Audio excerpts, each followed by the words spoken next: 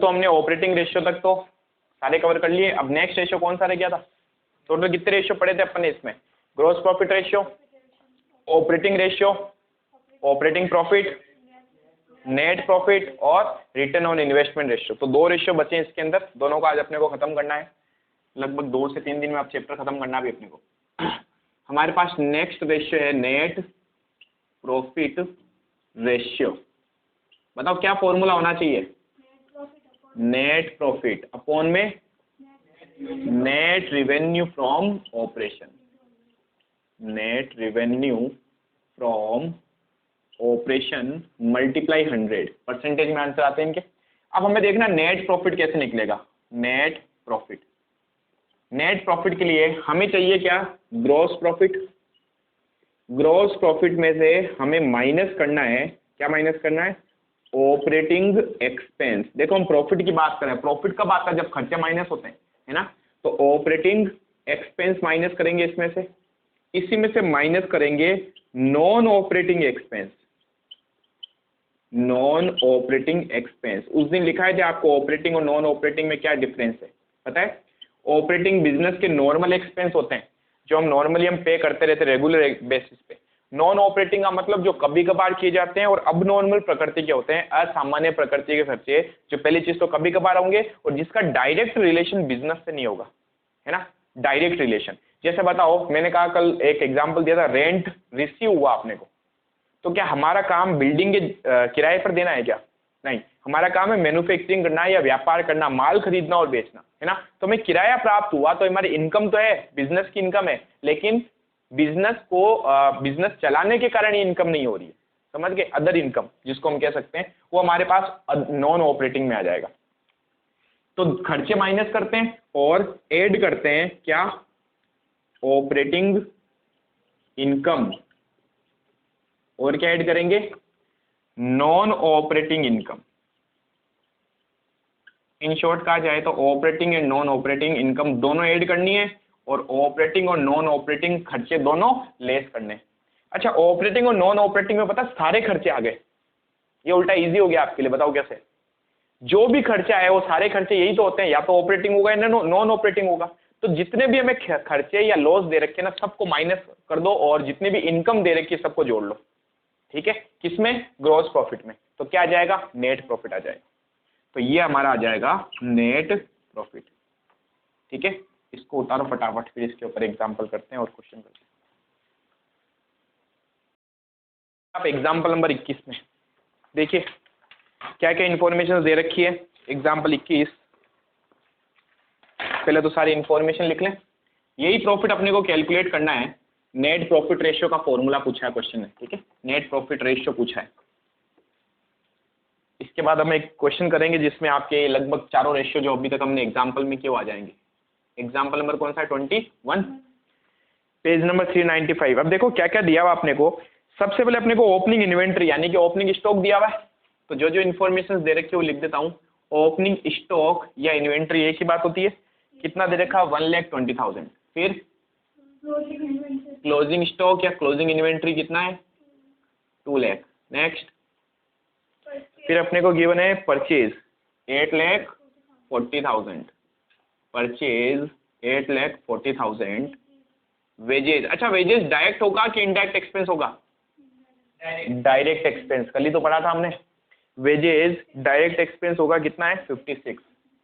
Next अपने को given है कैरीज इनवर्ड, ये भी डायरेक्ट एक्सपेंस होता है। Carries inward 16,000। Next,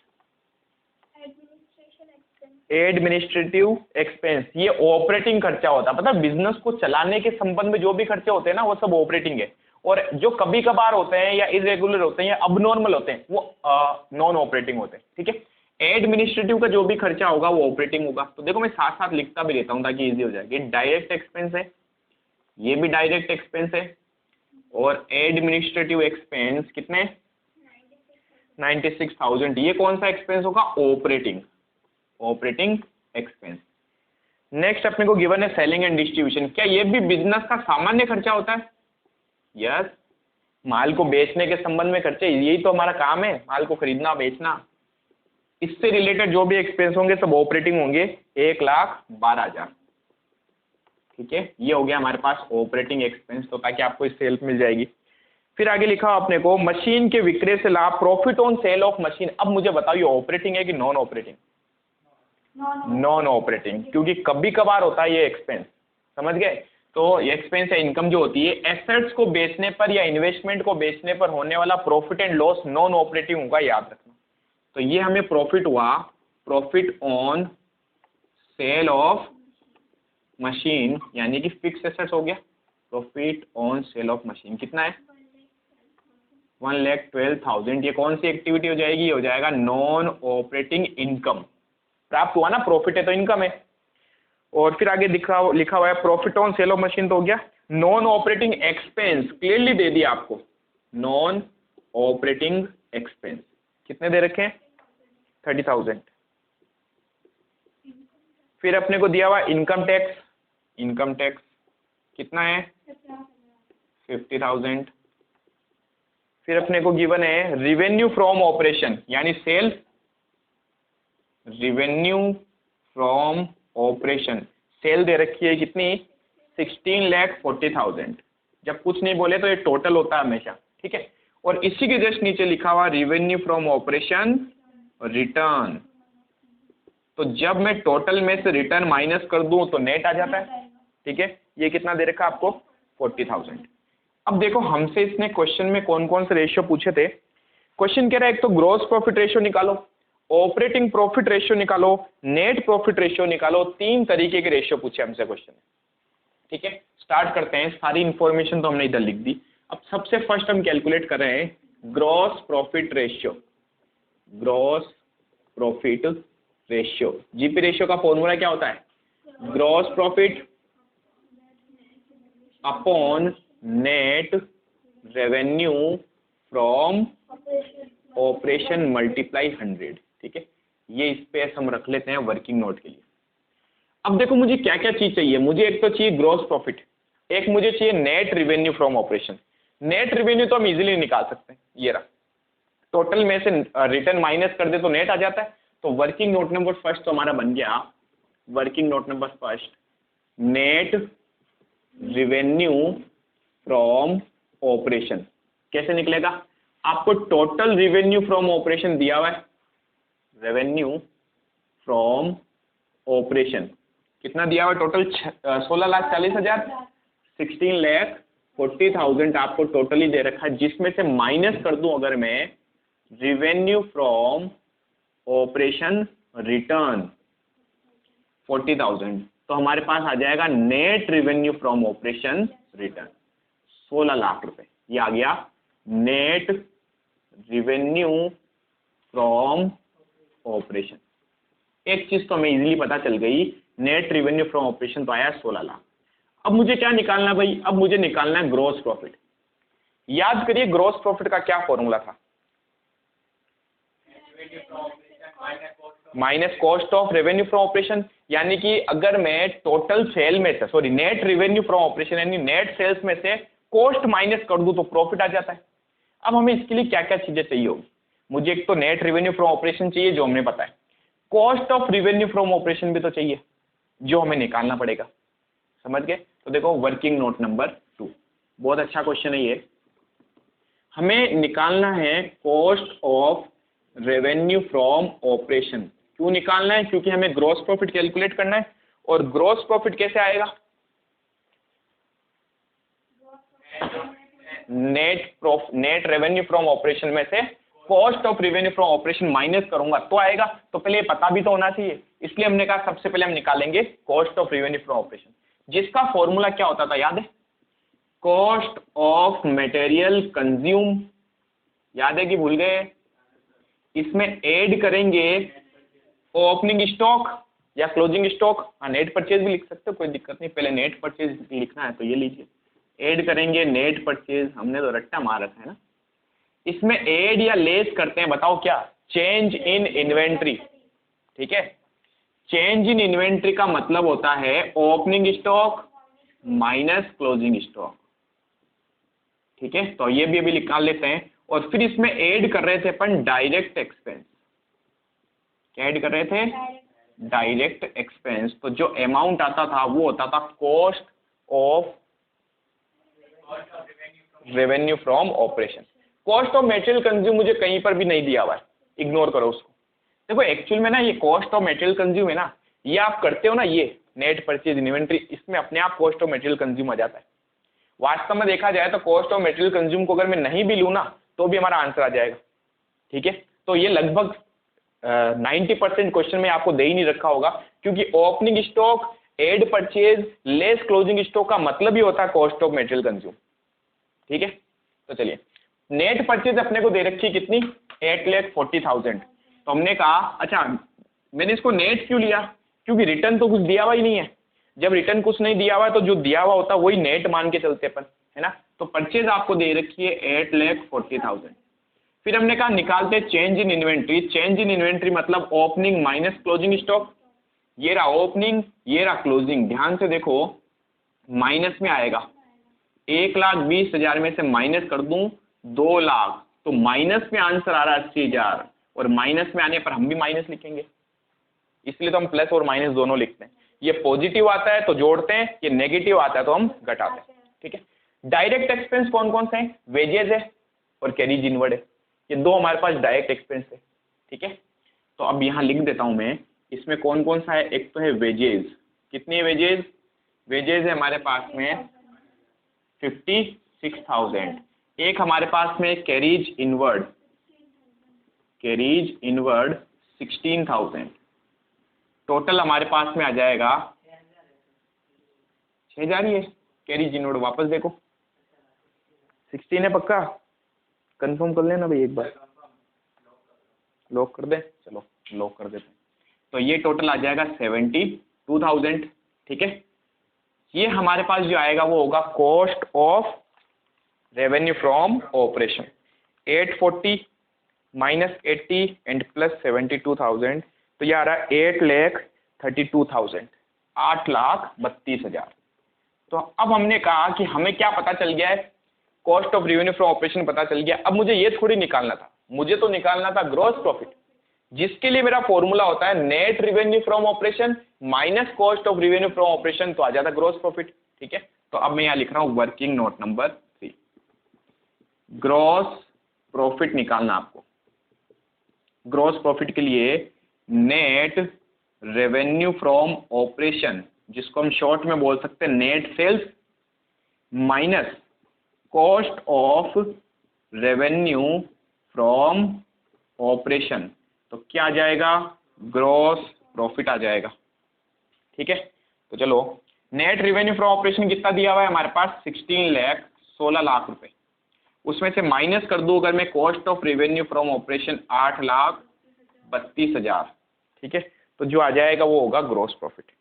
16 lakh minus 8,32,000, gross profit आएगा 7,68,000, 7,68,000। कोई दिक्कत है? 7,68,000 आ गया हमारे पास में gross profit upon net revenue from operation multiply 100, तो आंसर आ जाएगा ग्रॉस प्रॉफिट का रेशियो। यह आंसर आ रहा है 48%। 48%। सिंपल है, ऐसे क्वेश्चन होने चाहिए, मजा आ जाए। दूसरा रेशियो कौन सा पूछा? Operating profit ratio. तो हमने कहा हमें निकालना है ऑपरेटिंग प्रॉफिट रेशियो, जिसका फॉर्मूला होगा operating profit upon net revenue from operation multiply 100। अब देखो इसके लिए मुझे क्या चाहिए? मुझे ऑपरेटिंग प्रॉफिट चाहिए, है ना। वहाँ वर्किंग नोट का स्पेस खत्म हो गया, यहाँ बना लेता हूँ मैं। थर्ड हो गया था वर्किंग नोट नंबर 4, आपको उसके नीचे ही करना ही है। क्या लिखें? Operating profit. कैसे निकलेगा भाई, कौन बताएगा? क्या फॉर्मूला था? Gross profit. और हमने कहा प्रॉफिट जब बोले तो प्रॉफिट जोड़ते हैं, ऐड करते हैं ऑपरेटिंग प्रॉफिट। क्या ऐड करते हैं? ऑपरेटिंग प्रॉफिट, और लेस करते हैं ऑपरेटिंग एक्सपेंस। बहुत जल्दी भूल जाते हो भाई। तो जो अमाउंट आता है वो होता है आपके पास ऑपरेटिंग प्रॉफिट। ठीक है, चलिए अब हमने कहा ग्रोस प्रॉफिट हम निकाल चुके हैं, देखो 7,68,000, 7,68,000। इसमें ऑपरेटिंग प्रॉफिट जोड़ दें अगर, तो मुझे बताओ इसमें से कौन सा ऑपरेटिंग प्रॉफिट था। हमने कहा ऑपरेटिंग एक्सपेंस तो है लेकिन प्रॉफिट नहीं है। प्रॉफिट ये जो था ये नॉन ऑपरेटिंग था, कभी कभार होने वाला था। ये नॉन ऑपरेटिंग खर्चे दे रखे हैं, यानी हमें कुछ भी नहीं दे रखा है यहाँ पर नॉन ऑपरेटिंग प्रॉफिट के बारे में। हमने कहा इसको तो हटाओ। फिर हमने कहा ऑपरेटिंग एक्सपेंस ये दे रखे दो, एडमिनिस्ट्रेटिव और सेलिंग, दोनों को जोड़ लें 96 और 1,12,000। इन दोनों एक्सपेंस को जोड़ के यहाँ पर लेस करेंगे 96 प्लस 1,12,000, तो आ जाएगा 2,08,000 रुपीज़। ये हमारे एक्सपेंस आ गए। 768 में से माइनस करें 2,08,000 तो 5,60,000 हमारे पास आ जाता है ऑपरेटिंग प्रॉफिट। आ गया 5,60,000 क्या आ गया ऑपरेटिंग प्रॉफिट। अपॉन में नेट रेवेन्यू फ्रॉम ऑपरेशन कितना है 16 लाख इंटू 100 बराबर 560 डिवाइड बाय 16 लाख मल्टीप्लाई 100 35%, 35%। अच्छा क्वेश्चन है। थर्ड पॉइंट, अब कौन सा रेशियो पूछा, नेट प्रॉफिट रेशियो। तो इसके लिए भी हमें वर्किंग नोट बनाना पड़ेगा। तो एक काम करो, इसके लिए तो आधा पेज छोड़ दो, ये उतार ली इन्फॉर्मेशन, पहले ये इन्फॉर्मेशन उतारो, उसके बाद में यहां तक कर लो, उसके बाद में 6-7 लाइन छोड़ देना नेट प्रॉफिट के लिए, ठीक है। तो फर्स्ट ये करो, फिर ये करो, 6-7 लाइन छोड़ने के बाद working note number first, second, third और फोर्थ करो, ठीक है, ताकि वो मैं वर्किंग नोट मिटाऊंगा। फटाफट करो अब, working note number first, second, third तीनों मिटा रहा हूँ, ठीक है। फोर्थ तो चलो ठीक है बाद में कर लेंगे। तो अपन क्या कर रहे हैं, लास्ट अपने को नेट प्रॉफिट रेशियो निकालना है, जिसके लिए अपने को चाहिए होगा नेट प्रॉफिट, ठीक है। तो हमें नेट प्रॉफिट कैलकुलेट करना है। क्या फॉर्मूला लिखा था हमने नेट प्रॉफिट के लिए, यस, वर्किंग नोट नंबर 5 हमें कैलकुलेट करना है नेट प्रॉफिट। और ध्यान रखना ये नेट प्रॉफिट हमेशा आफ्टर टैक्स होता है। आफ्टर टैक्स का मतलब समझते हो, अगर टैक्स कहीं क्वेश्चन में दिया हुआ हो तो उसको माइनस करना है सबसे लास्ट में जाके, ठीक है। तो ये हमेशा याद रखना, अगर टैक्स दिया हुआ होगा तो ही माइनस करना है, अदरवाइज रहने देना, ठीक है। तो सबसे पहले तो अपन देखते हैं नेट प्रॉफिट का फॉर्मूला था ग्रॉस प्रॉफिट। ग्रॉस प्रॉफिट में से माइनस करते हैं ऑपरेटिंग एक्सपेंस। मैंने कहा था ना जितने भी एक्सपेंस है माइनस कर दो, चाहे ऑपरेटिंग हो या नॉन ऑपरेटिंग हो, है ना। ऑपरेटिंग एक्सपेंस 2 दे रखे हैं तो थोड़ा स्पेस चाहिए, minus non operating expense, non operating expense, ठीक है। ऐड करते हैं ऑपरेटिंग इनकम जो थी नहीं हमारे पास क्वेश्चन में, और ऐड करते हैं नॉन ऑपरेटिंग इनकम, ठीक है। अब देखो ग्रॉस प्रॉफिट हमने निकाला था 7,68,000, शायद वर्किंग नोट नंबर थर्ड से है ना, 7,68,000। फिर अब हमें देखना ऑपरेटिंग एक्सपेंस। ऑपरेटिंग एक्सपेंस में कौन कौन से एक्सपेंस आते हैं बताओ। ऑपरेटिंग एक्सपेंस में आएंगे एक तो एडमिनिस्ट्रेटिव, एक सेलिंग, ये 2 ऑपरेटिंग हो गए 96 और 1,12,000, ठीक है। 96,000 प्लस 1,12,000। नॉन ऑपरेटिंग एक्सपेंस कौन कौन से थे, ये रहा, नहीं ये तो इनकम है, ये रहा नॉन ऑपरेटिंग एक्सपेंस, सीधा ही दिया हुआ 30,000 पे अमाउंट अपने को, तो 30,000, ठीक है। उसकी टोटल करें 96,000 प्लस 1,12,000, टोटल हो गए 2,08,000। तो ऑपरेटिंग एक्सपेंस आ गया 2,08,000, ये माइनस करना है। नॉन ऑपरेटिंग एक्सपेंस आ गया 30,000 माइनस करना है, और जोड़ना क्या है ऑपरेटिंग इनकम जो क्वेश्चन में थी नहीं, लेकिन नॉन ऑपरेटिंग इनकम जरूर थी, ये वाली। Profit on sale of investment या फिक्स एसेट्स हमेशा कौन सी इनकम होती है, नॉन ऑपरेटिंग, ठीक है। तो हमने कहा नॉन ऑपरेटिंग इनकम में कितने आएंगे 1,12,000। 112 कौन से थे, ये दोनों सेम ही है क्या, एक बार देखो तो 112 ठीक है 1,12,000। अब हमने अभी अभी पॉइंट देखा था कि अगर कभी क्वेश्चन के अंदर टैक्स दिया हुआ हो तो उसको भी हमें क्या करना पड़ेगा, माइनस करना पड़ेगा, है ना। तो ये जो आता है ना, ये तो होता है net profit before tax, net profit before tax, और उसमें से हमें माइनस करना पड़ता है इनकम टैक्स अगर दिया हुआ हो तो जो वैल्यू आती है ना, इसको अपन बोलते हैं net profit after tax, after tax. ठीक है, तो जब आप नेट प्रॉफिट का रेशियो निकालोगे, नेट प्रॉफिट रेशियो, इसका फॉर्मूला होगा नेट प्रॉफिट, और नेट प्रॉफिट कौन सा होना चाहिए, आफ्टर टैक्स, अपॉन में आ जाएगा नेट रिवेन्यू फ्रॉम ऑपरेशन और मल्टीप्लाई हो जाएगा 100। ठीक है, अब देखते हैं, कैलकुलेशन करते हैं।